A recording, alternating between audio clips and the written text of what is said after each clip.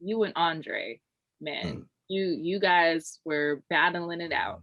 You yeah. guys, y'all were the modern Usain and Justin.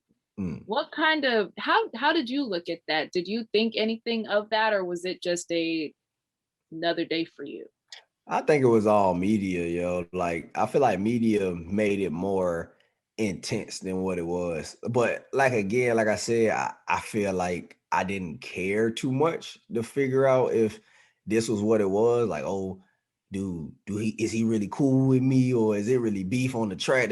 I never cared about that type of stuff. Like I feel like it's always media that builds this Yeah. anticipation of a rivalry and things like that.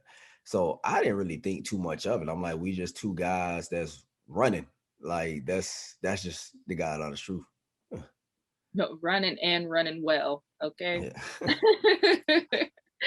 So this now leads us into 2016.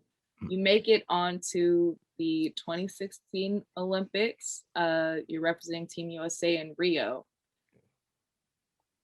You obviously got injured. Um, what was that experience like? And because I know it was a lot of controversy. I think I remember hearing you were a little injured prior to that, right?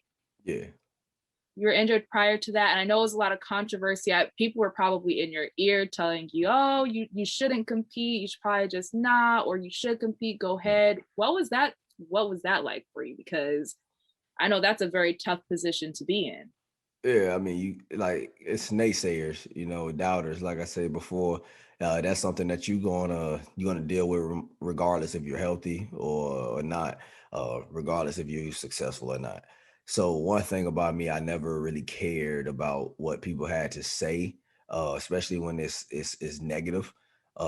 If it's not anything positive, I just brush it to the side because what people gotta understand, once again, like I say, where I come from, me not running in the Olympics would have done more harm than me going out there and getting hurt like I did. Like I said, it was a an experience that many people from my city or even many people around the world don't have an opportunity to witness.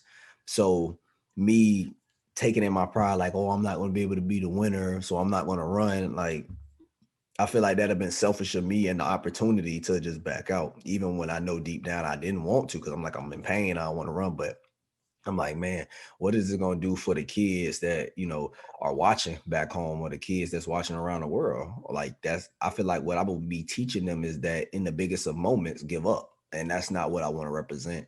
So for me, it was block out the naysayers, have a good time, take in the experience, and whatever comes from it comes from it. So when you guys were about to run, I know you guys had a conversation. I know you guys talked about this. So now you guys are about to run this 4x1. What was that conversation like for you guys? We honestly didn't say anything. I didn't say anything. Y'all didn't have Huh. nothing to say.